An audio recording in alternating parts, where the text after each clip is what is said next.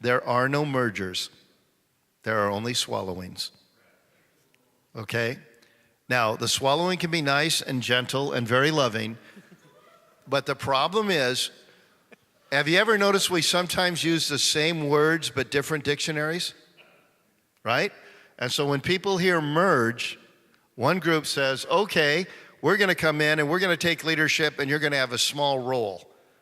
And the other is hearing, great, we're going to be co-equal in this whole thing. And so there are some really good books on it. You guys have done some, haven't you? So you'll have some great front-end wisdom. I'm going globally, having worked since we were on the front end of the multi-site movement, worked with tons and tons of churches.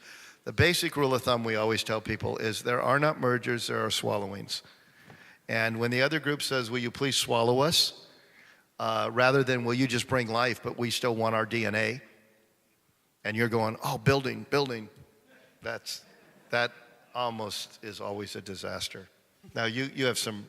Well, I haven't been here for one of the mergers that happened, but I was here on the when we just did our most recent one, and I think, and Jeremy is out in the audience, and he was our lead pastor, part of that, really instrumental in that, so you might want to add some things to what I have to say, but I know that it was a process that was birthed over many years.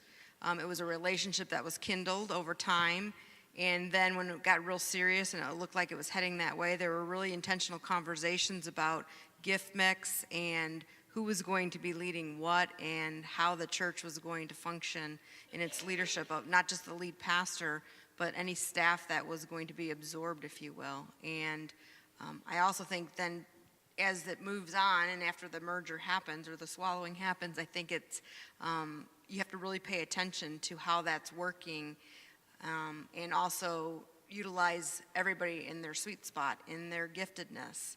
And there comes a time sometimes where some of that has to change as well. So the best intentions laid out on the front end don't always work out the way you think. And so there might be some transition points after it happens, years down the road, 1 or 2 years, and that's important to note. And it just doesn't happen and then it's done and then you're finished.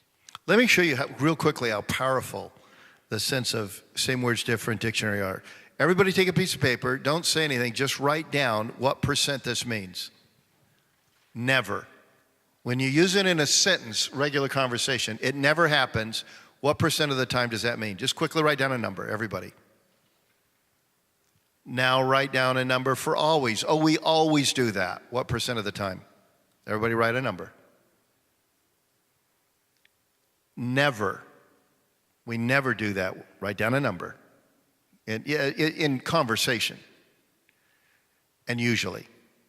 Okay? Have you all written 4 numbers down? Okay, just really quickly. Always. What numbers do you have? Anybody have 100%? Anybody have lower than 100% you wrote? Okay, give me some of those numbers. 90, 80, 70. Okay, so always is 70% of the time to 100% of the time. Okay, let's do never. How many wrote 0? Okay, how many wrote something else? Give me numbers.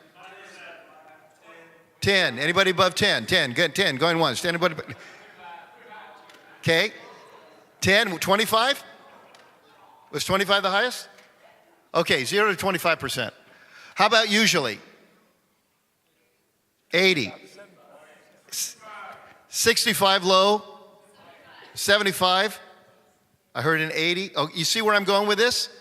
Hey, does anybody ever, are these junior high trips safe? Oh, yeah. Well, has anybody ever died? Never. Just 25% of the kids.